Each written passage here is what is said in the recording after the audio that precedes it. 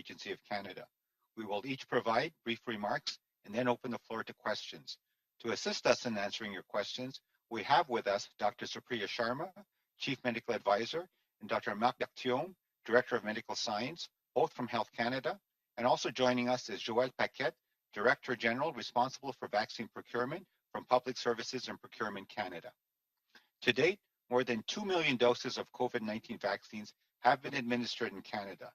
3.6% of Canadians have received one dose, and 1.4% have received 2 doses. In the past week, provinces and territories have administered more than 397,000 doses of COVID-19 vaccines. This is the highest number of vaccines administered in 1 week since vaccination began in mid-December. Since our last technical briefing, Health Canada has authorized the AstraZeneca vaccine. This additional vaccine option enables millions of people in Canada to be protected against COVID-19 faster. The AstraZeneca vaccine is a vaccine with high efficacy. It is safe, and evidence shows it provides protection against very serious disease and death. Health Canada is one of the most rigorous scientific review systems in the world and only approves vaccines that meet its high standards for safety, efficacy, and quality. In addition, Health Canada and the Public Health Agency of Canada's robust and continuous post-market safety surveillance system will capture all reports of adverse events following immunization with authorized vaccines. This system leverages and builds on the trusted infrastructure and systems already in place for monitoring seasonal influenza and other vaccines. Also of note yesterday, the National Advisory Committee on Immunization provided a recommendation that, where vaccine supply is limited, jurisdictions can delay administering second doses by up to 4 months. In doing this, they will be able to administer first doses to more people sooner. This recommendation is based on clinical trial reports and emerging real-world evidence from around the world. Data shows that several weeks after being administered, first doses of vaccines provide highly effective protection against symptomatic disease, hospitalization, and death. You have likely noticed that NACI's recommendations are sometimes different, possibly broader or narrower than the conditions of vaccine use that Health Canada has authorized. As the regulator, Health Canada authorizes each vaccine for use in Canada according to factors based on clinical trial evidence, whereas NACI bases its guidance on the available and evolving evidence in a real-world context, including the availability of other vaccines in Canada. What we expect is that NACI recommendations will complement, not mirror, those of Health Canada. NACI will continue to monitor evidence on effectiveness of a delayed second dose and will adjust recommendations as needed. And as announced earlier today, in consultation with our international regulatory partners on the Access Consortium, Health Canada has developed guidance for modifying authorized COVID-19 vaccines in response to new variants, outlining steps to measure protection by looking at the antibodies in the blood following vaccination and eliminating the need for lengthy clinical studies. This guidance will lead to important outcomes. Safe vaccines tailored to emerging variants, manufactured and made ready for use in significantly reduced time.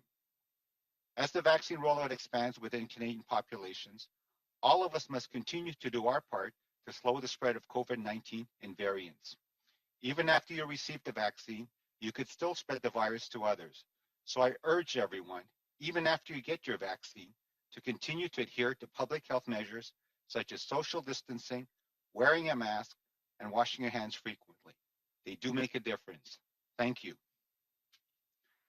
Bonjour à toutes et à tous, et merci de participer Good morning, à cette everyone, séance and thank you for d'information taking technique part in sur le this technical déploiement des briefing vaccins on the contre la rollout COVID-19 of au the Canada. COVID Je vaccine. suis en présence de Major I'm here Général Danny with Major Fortin, General Danny vice-président de Fortin, la logistique Vice et des President of opérations à Operations and l'Agence de la santé publique Logistics du at the Canada. Public Health Agency of Nous vous Canada. présenterons chacun We will certaines each provide informations, brief puis nous remarks passerons aux and questions. then open the floor Pour to nous aider à questions. répondre à vos To questions, assist us la in Dr answering your Supriya questions, Sharma, we have with us conseillère Dr. médicale en Supriya chef, Sharma, et le Chief Dr Marc Medical Berthiaume, Advisor, directeur du Bureau des Dr. Marc sciences médicales, tous deux de Berthiaume, Santé Director Canada, of Medical sont Science, aussi both from Health Canada. présents. Nous sommes And joining également en us compagnie de also Joël is Paquette, Joël Paquette, directrice générale Director General responsable responsible de for responsable de vaccine l'approvisionnement en procurement vaccins des services from publics Public et Services and approvisionnement Procurement Canada. Canada. To date, more than 2 million doses of COVID-19 vaccines have been administered in Canada. 3.6% of Canadians have received one dose, and 1.4% have received two doses. In the past week, provinces and territories have administered more than 397,000 doses of COVID-19 vaccines. This is the highest number of vaccines administered in 1 week since vaccination began in mid-December. Since our last technical briefing, Health Canada has authorized the AstraZeneca vaccine. This additional vaccine option enables millions of people in Canada to be protected against COVID-19 faster. The AstraZeneca vaccine is a vaccine with high efficacy. It is safe, and evidence shows that it provides protection against varied serious disease and death. Health Canada has one of the most rigorous scientific review systems in the world and only approves vaccines that meet its high standards for safety, efficacy, and quality. In addition, Health Canada and the Public Health Agency of Canada's robust and continuous post-market safety surveillance system will capture all reports of adverse events following immunization with authorized vaccines. This system leverages and builds on the trusted infrastructure and systems already in place for monitoring seasonal influenza and other vaccines. Also of note, yesterday, the National Advisory Committee on Immunization provided a recommendation that where vaccine supply is limited, jurisdictions can delay administering second doses by up to 4 months. In doing this, they will be able to administer first doses to more people sooner. This recommendation is based on clinical trial reports and emerging real-world evidence from around the world. Data shows that several weeks after being administered, first doses of vaccines provide highly effective protection against symptomatic disease, hospitalization, and death. You have likely noticed that NACI's recommendations are sometimes different, possibly broader or narrower than the conditions of vaccine use that Health Canada has authorized. As the regulator, Health Canada authorizes each vaccine for use in Canada according to factors based on clinical trial evidence, whereas NACI bases its guidance on the available and evolving evidence in a real-world context, including the availability of other vaccines in Canada.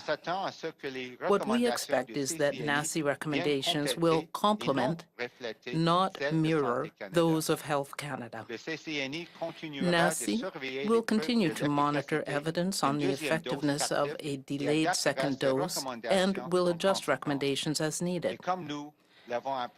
And as announced earlier today, in consultation with our international regulatory partners on the Access Consortium, Health Canada has developed guidance for modifying authorized COVID-19 vaccines in response to new variants, outlining steps to measure protection by looking at antibodies in the blood following vaccination, and eliminating the need for lengthy clinical studies. This guidance will lead to important outcomes. Safe vaccines tailored to emerging variants, manufactured and made ready for use in significantly reduced time. As the vaccine rollout expands within Canadian populations, all of us must continue to do our part to slow the spread of COVID-19 and variants. Even after you receive the vaccine, you could still spread the virus to someone. So I urge everyone, even after you get your vaccine, to continue to adhere to public health measures such as social distancing, wearing a mask, and washing your hands frequently. These do make a difference. I will now invite Major General Fortin to provide comments on vaccine rollout logistics. Thank you. Alors, bonjour à toutes et à Good tous. morning, everyone. Good day, everyone. We have distributed nearly 3 million doses of vaccines to provinces and territories to date. Yesterday, Health Canada announced that it has authorized a submission for Pfizer-BioNTech to allow its COVID-19 vaccine to be stored at standard pharmaceutical freezer temperatures for up to 2 weeks instead of ultra cold conditions. So this change in handling conditions provides our provincial partners with added flexibility for movement and storage of the vaccine. The increased flexibility may enable a wider distribution of Pfizer-BioNTech vaccines to vaccination centers where ultra-low temperature freezer infrastructure and reliable access to dry ice are not currently available. New developments such as this provide us with the opportunity to tailor deliveries to meet the unique needs of each region or community. As for vaccine deliveries, we expect to receive shipments of 444,000 each week this month, and that will round out the commitment, Pfizer commitment of 4 million doses to the provinces this quarter. Shipments in the first 2 weeks of April are expected to be around 769,000 per week, and provinces are placing their orders. As for Moderna, we expect receiving our next shipment of 466,000 doses next week. The second shipment will be 846,000 doses, arriving the week of March 22nd. This brings the total doses delivered this quarter to over 2 million. April allocation details for Moderna are not yet available. However, we're working closely with Moderna on ensuring that we have a consistent and adequate supply. And once we have those numbers, they will be communicated. Yesterday, Canada received an initial 500,000 doses of the AstraZeneca vaccine manufactured at the Serum Institute of India. The Vaccine National Operations Center is working with provinces to determine a delivery schedule at this time. So the provinces are all interested in receiving this vaccine. We issued allocation tables to provinces, and they will submit their orders shortly. Additional doses and deliveries of those vaccines, those doses are expected to begin early next week. Additional doses will arrive from India in the coming months, as previously announced, with 1 million doses approximately in April and 500,000 expected in May. Those doses will have a longer shelf life. In April, we're anticipating a steep increase in vaccine availability. This includes 23 million doses of both Pfizer, BioNTech, and Moderna vaccines between April and June, and at least 1.5 million doses of the AstraZeneca Serum Institute of India vaccine arriving by mid-May. More vaccine doses may come online, and we will continue these quantities, communicate these quantities when we have visibility on expected shipments. We continue to enhance province and territories' cold chain capacity and build national resiliency by acquiring a wide range of freezer and enabling equipment. So we're confident we're still well positioned to receive increased shipments of authorized COVID-19 vaccine, and we remain on track to have enough doses available to offer vaccine to every Canadian who wants it by September.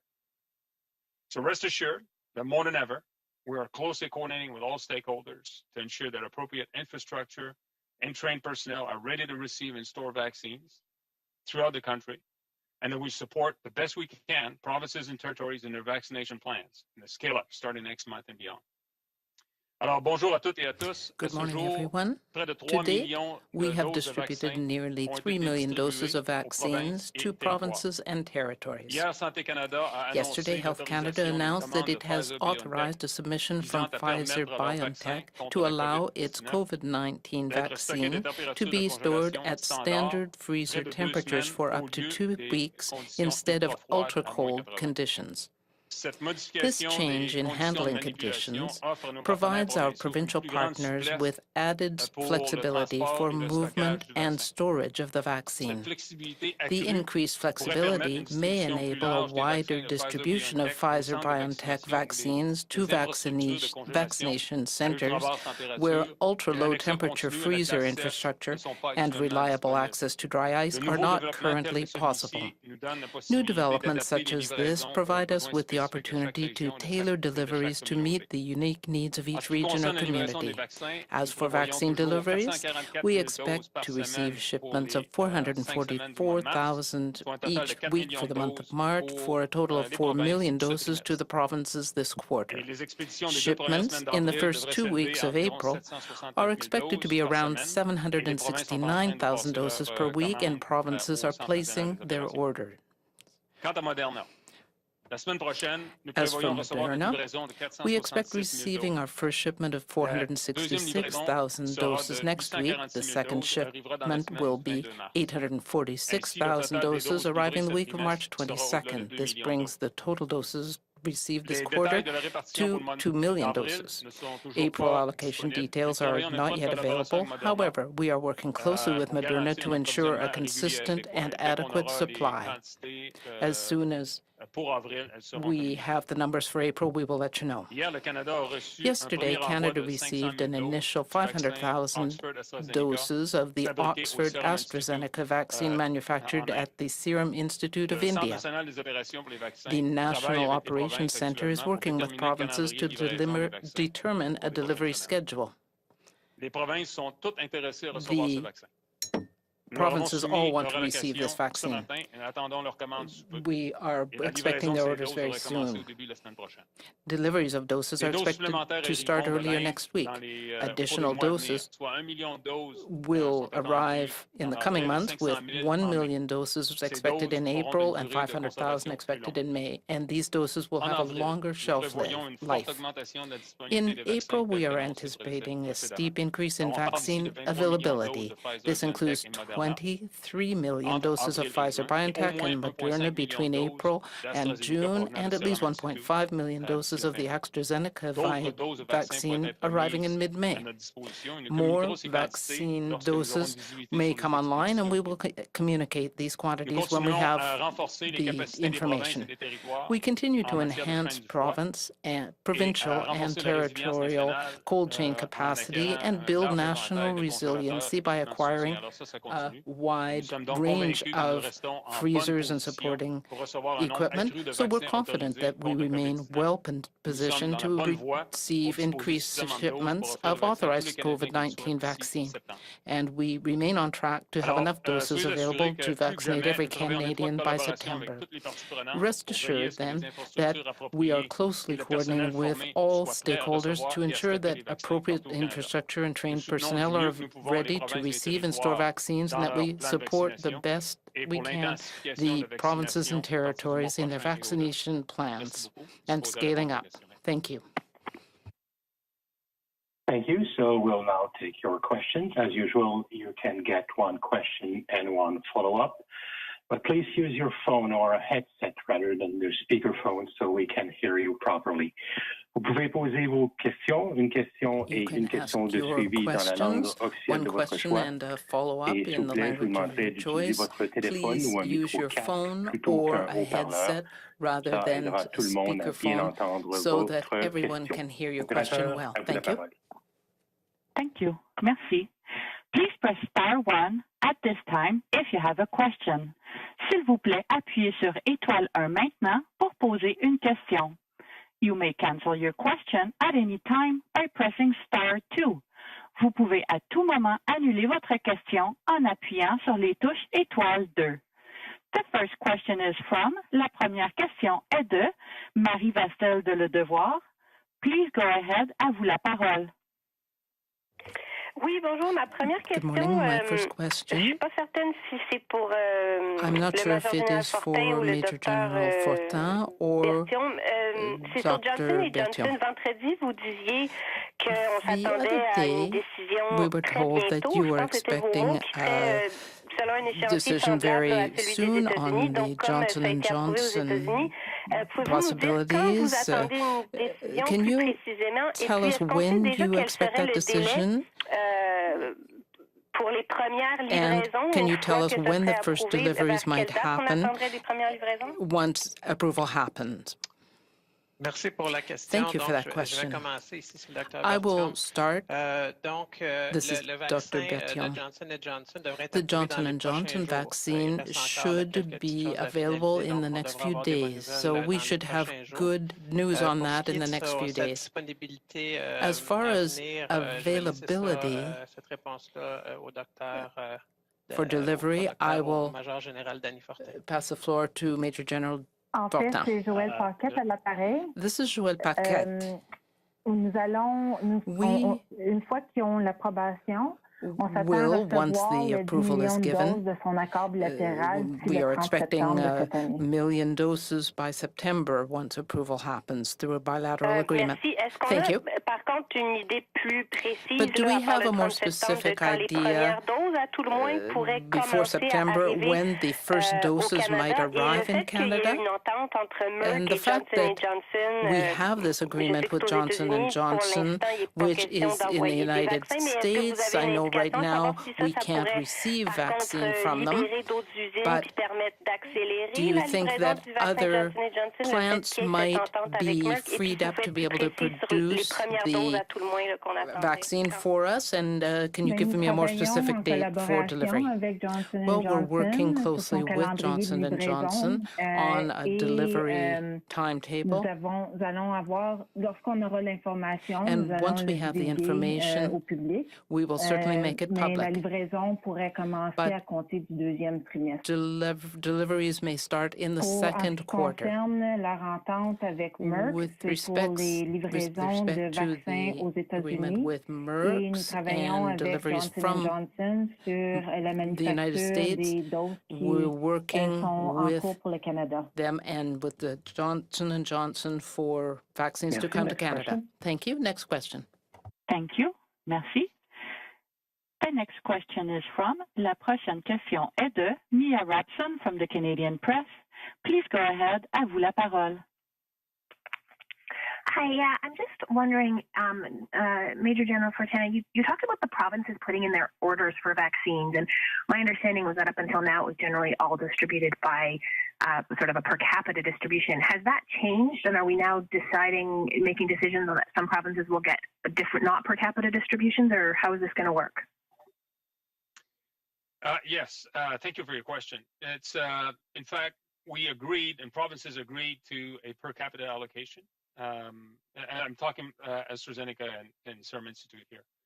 Provinces have agreed to a per capita allocation. We endorse this. The territories have decided to opt out because of the variables that they contend with in the north. They have Moderna doses, and they have enough provided this quarter to vaccinate the intended population of 75% of the adult population. So we're in the process now of, in the provinces, having received their allocation. They had a tentative quantity, but now they have a confirmed quantity distributed across the 10 provinces, and they are putting in the orders, identifying the vaccine delivery sites where they want this shipped to. We're coordinating at all levels so that FedEx NMR, our logistics service provider, provides the doses at the right time, right place over the next days. Okay, I'm still I'm a little confused by the idea that they're putting in orders versus per capita. But my second question is for Dr. New. I asked you this last week, and I'm wondering if there's an update yet on how well we're doing getting that sixth dose from Pfizer, if there's any concerns that that's actually been a problem, or if it's been going smoothly. I'll answer part of the question, but I'll also leave it to Major General Fortin, because I know he's working closely from a sort of an operational aspect with our colleagues in the provinces and territories. Certainly to date, we've done the educational seminars, we've done the training. Certainly the delivery of the low dead volume syringes has certainly supported the provinces, territories in extracting that sixth dose on a sort of consistent basis. We're also reaching out in terms of getting information about their actual experience on the ground in terms of extracting that sixth dose consistently. And certainly from my perspective and information that I have available, I haven't seen any consistent issues or problems or challenges in that regard. But I'll turn it over to Major General Fortin to give further details. Yeah, so some jurisdictions have reported being able to consistently draw the 6 dose with the equipment that is provided, with the syringe that they have and the techniques that they use. And reports on drawing on vaccine drawings are voluntary from the provinces, but so far no major issues were reported. No major issues on their end. So we continue to monitor that. We've been administering for a couple of weeks now with the 6 dose and the appropriate equipment. So it should be good. Hey, I want to go back to your first question and just want to really clarify this because obviously I didn't make it clear. If we tell a province this is the quantity you expect to have, the province now has to tell us how they want this delivered and where. And that's the process of putting the orders in. And then we'll coordinate with the shipping company, the logistics service provider, and get that to the right place at the right time.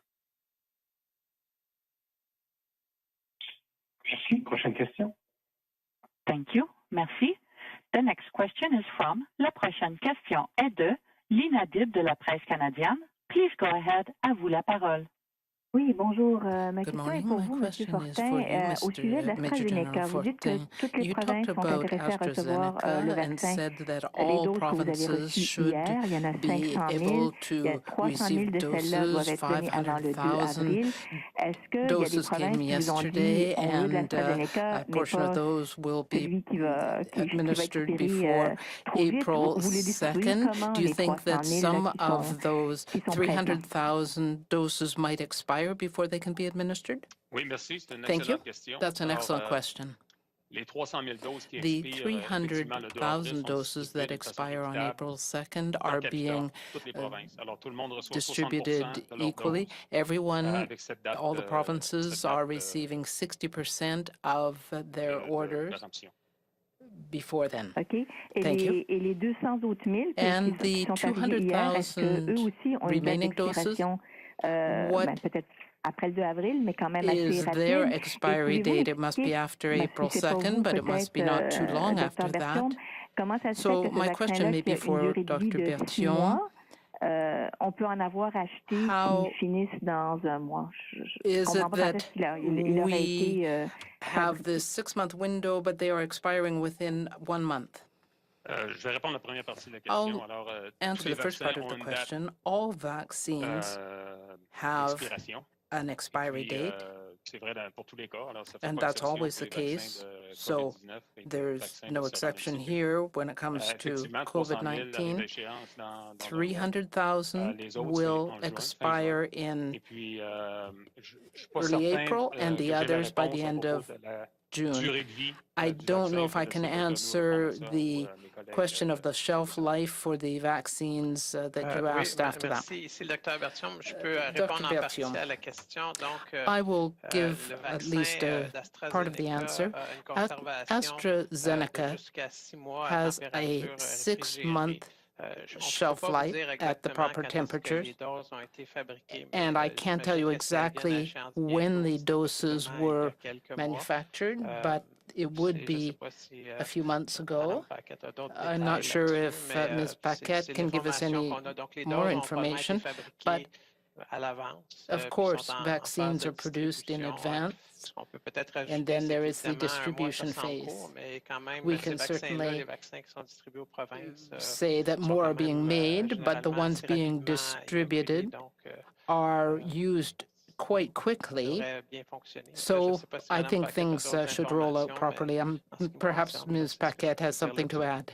Thank you. Exactement. Nous yes, that's quite right. We received the vaccines from the Serum Institute, and we will, here in Canada, be able to use them once they are delivered within the time period that is required. Thank you. Next question. Thank you. Merci. The next question is from La prochaine question est de Justin Ling from Freelance. Please go ahead. À vous la parole. Hey, good afternoon. I'm afraid this is a bit of a wonky question. I think it's probably best suited for procurement. It's about the use of 2D barcodes on the shipments and potentially the vials of vaccines we're receiving. It's my understanding that really no point of the supply chain is able to scan those barcodes. Other governments are using those barcodes as a way to reduce waste, to improve efficiencies, and to attract the vaccination effort.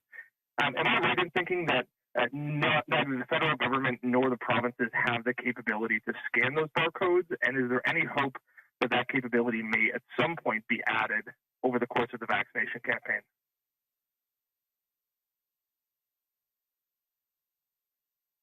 So thank you for the question. I'm not aware of this issue, and we would have to get back to you on that. Okay. Yeah, just I guess another big follow-up that might not have an answer to it, but the 2D barcode was a requirement that we put in our Novavax contract that was released not through the Canadian government yesterday. Are you aware of us including that requirement in any of our other contracts?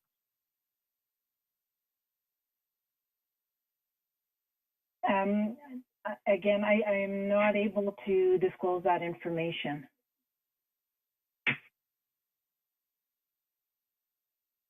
All right. Prochaine question. Thank you. Merci. The next question is from La prochaine question est de Mike Lecouteur de Global News. Please go ahead. À vous la parole. Good afternoon. Thanks so much for taking our questions. I just wanted to ask you, according to some estimates, and the math may be off, but it'll show that we get about 32 million doses of vaccine in Canada by June. So if we include the extra delay between doses that many provinces are seeming to be going with, how significantly, in your estimation, either Dr. New or Major General Fortin, could this change the timeline of having every Canadian vaccinated by September? Could this be much earlier? It's Dr. New. Maybe I'll start. Yes, certainly we've had very good active discussions with our counterparts, the Chief Medical Officers of Health of the provinces and territories at our Special Advisory Committee, and we've gone through sort of the calculations, the figures, looking at the dose interval, and if it were to be increased based on our anticipated delivery of vaccines in Canada, and looking at obviously the sequencing of the priority populations, what the impact would be in terms of the actual administration of vaccine. And you're right. If you look at it, the timelines would shift, and we would be able to cover the vast majority of the Canadian population, or the same population, in a sort of a advanced timeline, or moving it up by several weeks. So yes, that's sort of the quick answer from a public health perspective. Thanks. Follow up. Before I follow up, did Major General Fortin want to weigh in, or? Well, I don't have a whole lot to add to what Dr. New laid out. I think more vaccines early is good news. We'll see how that is processed at all levels in provinces, but you could anticipate that we can meet the target effectively and sooner. But right now, we're planning against September. Canadians who want to have access to vaccine will have received a vaccine. And I think for now, on 4th of March, that's a pretty good target. So then, just as my follow-up, this is more for potentially Dr. Sharma and Dr. New. Do public health officials worry that by following this recommendation to extend the time between the two doses to 4 months, without any real-world evidence, that we could possibly increase vaccine hesitancy because there's no hard science out there to prove that this actually works, and there are already a number of people who are worried about the vaccines? It's Dr. New. Certainly, I can start. I would question the premise of your question about lack of real-world evidence. That's the whole reason that our National Advisory Committee Immunization made its most recent recommendation with respect to dose interval. I think Dr. Sharma can speak to the fact that the actual approval of the Pfizer-Moderna vaccines was based on clinical trial data, which had certain timeframes involved, and certainly that was the initial sort of recommendation for how the vaccines should be administered with a certain dosing interval. But now, as we're actually accumulating real-world evidence in terms of the experience from multiple countries around the world, the UK, United States, Israel, and so on. And the fact that it's been shown that you get very good protection after the first dose. So that's already established. The other point also is that the second dose, just in terms of general principles of vaccinology and immunology, has shown to sort of boost the sort of the durability or sort of the length of protection. But certainly based on the experience and the data we have to date that obviously NACI's looked at, there's been no drop off significantly in terms of the protection, the duration of protection. Obviously, we'll have to keep monitoring the data, but based on the real world data and also other considerations, that's what NACI sort of considered in coming up with the recommendation. It's all happening very fast, and before I turn over to Dr. Sharma for any additional comments, I would say that NACI actually met that last week, I think it was late last week, to actually look over the data. They actually had presentations from people, I think maybe international, but certainly from Quebec and British Columbia. So we have real world data as well here in Canada. They made their deliberations. They then presented to the Chief Medical Officer of Health at the Special Advisory Committee, even on the weekends. We're working around the clock, and based on the good presentation and the recommendation that they anticipate making publicly, obviously, even after Sunday, it takes a bit of time to go through the process of actually putting forward a sort of the public statement, which came out yesterday. What happened then is that some provinces, based on their logistical issues, the actual having to plan clinical appointments and so on, have come out publicly in terms of moving forward with obviously the good information and evidence that they heard on Sunday. And so you're seeing that played out in real time with various provinces already coming forward with their thinking based on the information and the evidence that the NACI presented on the weekend. So I think I'll leave it at that, and I'm sure Dr. Sharma, if you have any additional comments. Sure. Thanks, Harold.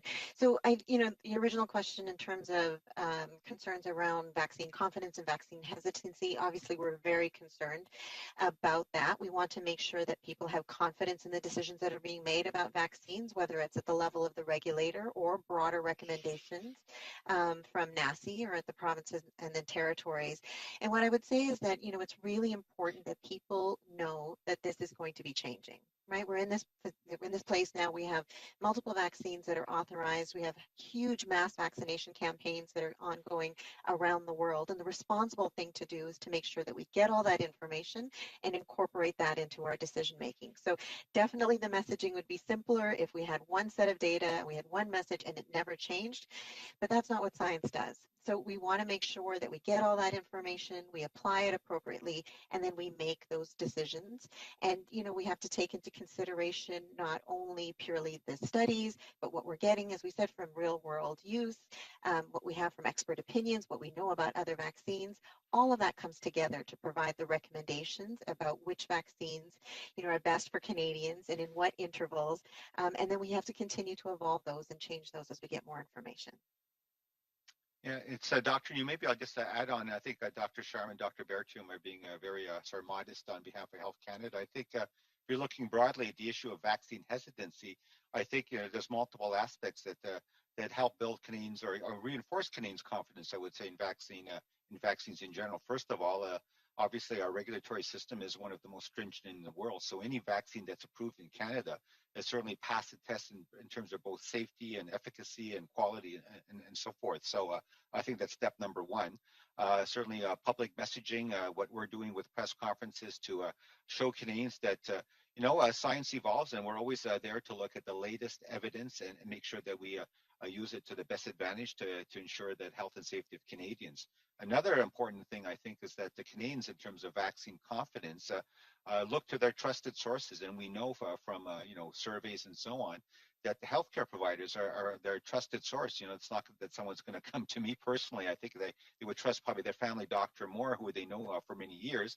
And so part of our job, I think, is to make sure that the healthcare, the frontline healthcare providers, have the best tools and information available so that they can confidently explain and have good conversations with their patients to ensure that they make informed choices about getting vaccinated. And of course, we recognize that, we live in the social media world. So I think in terms of engaging with community leaders in certain groups, having them also bring others on board by getting vaccinated, showing the example, maybe putting a clip on YouTube and so on, I think also helps. And I think and the other final part is that I would say that there's also a role for the average Canadian. I think all of us appreciate that there's a lot of misinformation, disinformation out there. And I think we all, individually have a bit of a responsibility not to sort of get sucked in by clickbait and so on, and not to add to the sort of the viral sort of dissemination of, things which obviously are not credible in terms of scientific information. So I think I'll leave it at that. Thank you. Thank you. Next question. Thank you. Merci. The next question is from, la prochaine question est de Anne-Caroline Desplanques de Le Journal de Montréal. Please go ahead. À vous la parole. Oui, bonjour, merci de prendre ma question. Good afternoon, thank you for taking my question. À qui pourrait s'adresser ma question? Peut-être my question approvisionnement is probably ou addressed Major Général to Fortin. AstraZeneca s'est vu Major bloquer General des Fortin, doses destinées à l'Australie aujourd'hui par l'Union européenne. Today J'aimerais savoir, there was news out of je sais Australia que and nos doses the d'AstraZeneca ne proviennent pas de l'Union européenne pour le Union. moment, mais comment est-ce So que I'm ça se passe pour les wondering livraisons what is relativement au happening nationalisme vaccinal et regarding deliveries and blockages and obstacles that we've seen elsewhere. C'est Joël Paquette. Merci pour Joël la question. Paquette, thank you for your question. Right now, we are working very closely with our colleagues pour assurer to ensure livraison delivery des autres de l'Europe et aussi from Europe si jamais aux États-Unis. and, if possible, from the United States. We have to date managed to receive all of our expected deliveries. Thank you. En suivi, oui, allô? Oui, am I on? Qu'est-ce que j'allais dire? Question de suivi. Oui, en suivi, les prochaines doses AstraZeneca doivent provenir des États-Unis. The next deliveries or some deliveries are to come from the United States, and you said in your remarks that et est-ce qu'on a reçu de la part de l'administration Biden des were garanties working with the Americans. Have you received permission from the Biden administration to import vaccines from the U.S.? Merci. Thank you. Johnson & Johnson, regarding Johnson & Johnson, we are continuing to discuss these issues with them regarding delivery and distribution.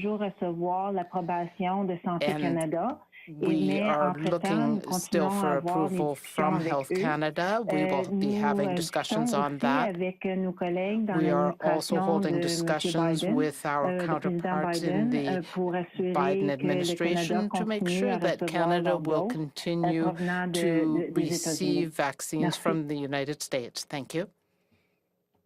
Thank you. Merci. Next question. Thank you. Merci. Once again, please press star 1 if you have a question. De nouveau, n'hésitez pas à appuyer sur étoile 1 pour toute question. The next question is from, la prochaine question est de Tom Perry de CBC News. Please go ahead, à vous la parole. Hello, thanks for taking our questions. I'm just wondering if I could get some clarity from Dr. Sharma. When does Health Canada expect a decision on Johnson & Johnson? Is it this week? Is it next week? I guess just what's the latest timeline on that? Sure. So the review of the Johnson & Johnson submission is going very well. It's progressing, and we're expecting to have that completed and a decision in the next few days. I would say within the next 7 days or so. Within a week, then, you figure? That's right. Okay. And just speaking on timelines, for Dr. New, do you have an estimate for when every Canadian who wants to be vaccinated will get their, at least one shot, will get their first shot? Do you have a timeline for that? At this point, I think, things are moving quickly. And as I indicated earlier, we're having live discussions looking at calculations. I think, the position that our Prime Minister put forward that, every Canadian who wants to be vaccinated will certainly have the opportunity by the end of September. I think that that's still sort of the goal. And if we actually are able to do that earlier based on, getting more vaccines approved, getting greater supply, all the better. But at this point, I think we still have to do our due diligence, and I don't think at this point we'll put forward venture an actual data until we actually have more precision with all of the factors in play. Thank you. Next question. Prochaine question. Thank you. Merci. The next question is from La prochaine question est de Annie Bergeron-Oliver from CTV National News. Please go ahead. À vous la parole. Hi there. Thank you for taking the question. CTV has learned that about 1,500 doses have been wasted in Ontario since December. I'm wondering how concerning is that to you to hear that 1,500 doses at least, and only in one province, have been wasted, considering the fact that we are actively trying to get as many people, especially vulnerable Canadians, vaccinated as quickly as possible right now?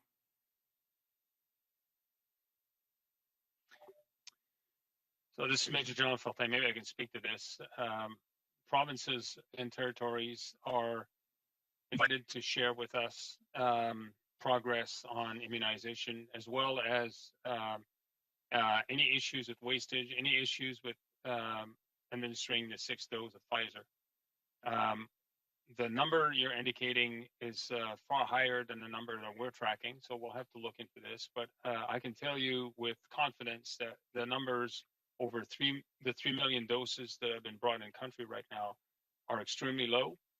Some of the wastage can be explained by at least one failure of a freezer. This is several weeks ago now. This was all easily resolved, and additional shipments were sent to that location once that was repaired. But I am not tracking numbers at that level, so we'll look into this. Follow-up. So do you have any numbers in terms of what the estimate of vaccine wastage is across the country? And sort of along the same line, what kind of numbers are you seeing in terms of uptake of the vaccine? I read one study recently that said only about 15% of healthcare workers in long-term care were getting the vaccine. What kind of numbers are you seeing across the country right now in terms of people who are saying no, they do not want one?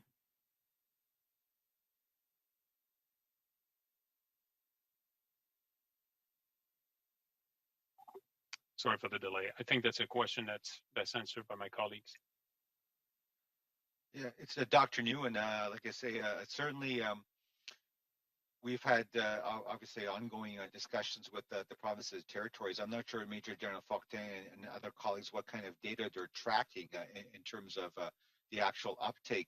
Certainly the sense I've gotten, and this more sort of a general sense at our discussions at the Special Advisory Committee, is that overall the uptake is good. People are excited. Canadians in general, healthcare workers and so on, that we have a greater number and a choice of vaccines that provinces can use to their best advantage, and the supply is growing in terms of the doses coming into the country. So I don't see that as an issue. What I also see is that it's a bit of a snowball effect, as people see more and more of their, be it colleagues, friends, family, and so on, getting vaccinated. It breeds success. Like people go, oh wow, they got their vaccine. I think I want to get my vaccine too. So I see this as all positive, and I haven't really heard on a consistent basis any issue or problems and challenges as far as, quote, healthcare workers, as you indicating refusing or not wanting to take the vaccine. But we can look further into that, and if there's any other data available, we can certainly pass that on to you. Thank you. Thank you. Next question. Prochaine question. Thank you. Merci. The next question is from La prochaine question est de Alison Martel de Reuters. Please go ahead. À vous la parole.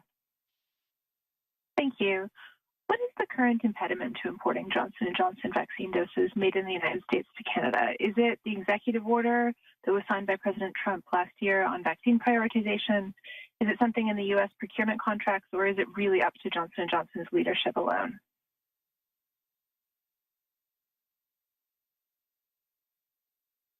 Thanks for the question. This is Joelle Pocket.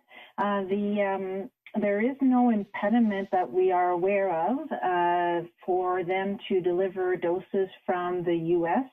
But at the moment, we are still in discussion with Johnson & Johnson to determine where their doses will be coming from and the delivery schedule. Thank you. Thank you. Is there any difference in the situation with AstraZeneca? Is there any impediment there? There is no difference, and there is no impediment that we are aware of. Thank you. Thank you. So this is the end of our technical briefing. If you have additional questions, please contact the Public Health Agency of Canada at hc.media.fc@canada.ca. C'est la fin de cette séance de briefage technique. This is Si the vous end avez of des our questions technical additionnelles, briefing today. je vous If you invite have à additional contacter l'Agence de questions, la santé please publique du contact Canada the Public à Health l'adresse Agency of Canada, hc.media.fc@canada.ca. Bonne journée. Have a good day. Thank you. Good day. Thank you. Merci.